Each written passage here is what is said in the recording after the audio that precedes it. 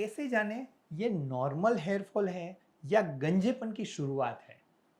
दोस्तों, अगर आपको भी हेयर फॉल का प्रॉब्लम है तो आपके लिए ये जानना बहुत ही इम्पोर्टेंट और क्रिटिकल हो जाता है कि सही में ये कुछ नॉर्मल प्रोसेस है या मैं गंजा होने जा रहा हूँ। ये समझने के लिए सबसे पहले आपको हेयर का स्ट्रक्चर थोड़ा जानना ज़रूरी है। अपने हेयर में दो कंपोनेंट होते हैं। एक होता है वो फॉलिकल होता है जो स्किन के अंदर रहता है, और उसमें से जो ग्रो होता है वो उसका दूसरा कंपोनेंट है जिसे हेयर या हेयर शाफ्ट भी कहा जाता है। हेयर फॉलिकल या रूट जो है वो इसका सबसे इम्पोर्टेंट पार्ट है, और इसमें से जो ग्रो होता है वो हेयर कुछ टाइम के बाद, कुछ महीनों के बाद फॉल होता है, और उससे रिप्लेस करने के लिए फॉलिकल में से या रूट में से नया हेयर ग्रो होने लगता है।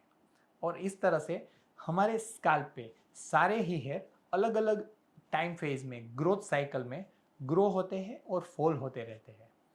इस तरह से हेयर फॉल ये एक नॉर्मल और कंटिन्यूस प्रोसेस है जो कभी रुकती नहीं है। तो ये नेचुरल हेयर फॉल को हम बाल्डनेस से कैसे डिफरेंशिएट कर सकते हैं, ये समझना बहुत ज़रूरी है। दोस्तों, जब नेचुरल हेयर फॉल किसी को भी होता है तो उसमें daily up to 100 hair fall होना ये बहुत ही नॉर्मल बात होती है। इसलिए यहाँ तक आपको कुछ परेशान होने की ज़रूरत नहीं है अगर उतनी ही तेज़ी से आपके हेयर वापस ग्रो भी हो रहे हैं तो। इसलिए नेचुरल हेयर फॉल का एक इम्पोर्टेंट कंपोनेंट है कि उसमें हेयर फॉल नेचुरल होता ही है, लेकिन उसी के साथ हेयर ग्रोथ भी उतना ही फास्ट होता है। इसलिए आपका ऑल ओवर जो हेयर का लुक है वो बहुत अच्छे से मेंटेन होता है। उसमें कहीं पे थिनिंग या खालीपन यानी कि बीच में गेपिंग होना वो दिखता नहीं है।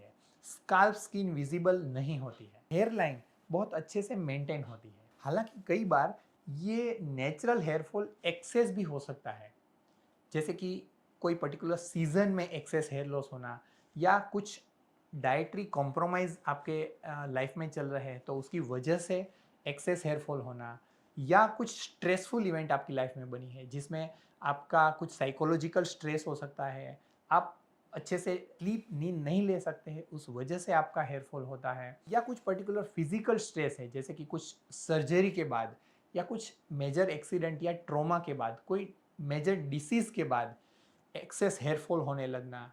ये नॉर्मल से थोड़ा वेरिएशन है, लेकिन उससे आप अच्छी हेल्दी लाइफस्टाइल के साथ कंट्रोल कर सकते हैं। लेकिन इससे बिल्कुल अलग, अगर आपको बाल्डनेस शुरू हो चुकी है तो उसके जो फीचर्स है या सिम्टम्स है वो काफ़ी डिफरेंट होते हैं। इसमें जो मेन पार्ट है या मेन इसका जो सिम्टम है जो आप फील करते हैं, एक्सपीरियंस करते हैं, वो होता है थिनिंग होना।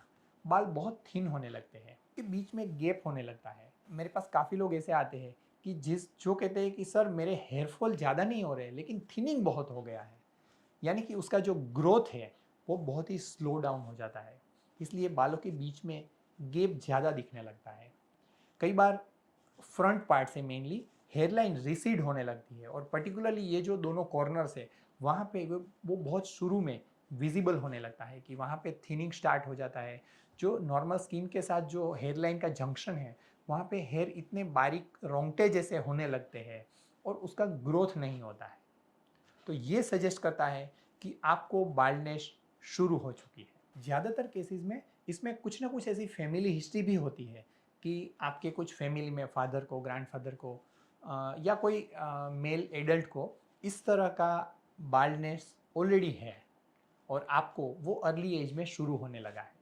लेकिन कई बार ऐसा भी होता है कि कुछ फैमिली हिस्ट्री न होने के बावजूद भी आपको इस तरह का पैटर्न हेयर लॉस हो सकता है। तो दोस्तों, जस्ट इन चीज़ों को समराइज करते हुए मैं आपको बताना चाहता हूँ कि आप हेयर फॉल के साथ आपका हेयर ग्रोथ कितना है, थिनिंग कितना है, गेपिंग कितना है, आपकी हेयर लाइन कैसी है, कितनी स्टेबल है, और आपकी फैमिली हिस्ट्री क्या है, वो डिसाइड करती है कि आपका नेचुरल हेयर फॉल ये नेचुरल है या वो बाल्डनेस की शुरुआत है। मैं डॉक्टर सिद्धार्थ सखिया, योर हेयर रिस्टोरेशन पार्टनर।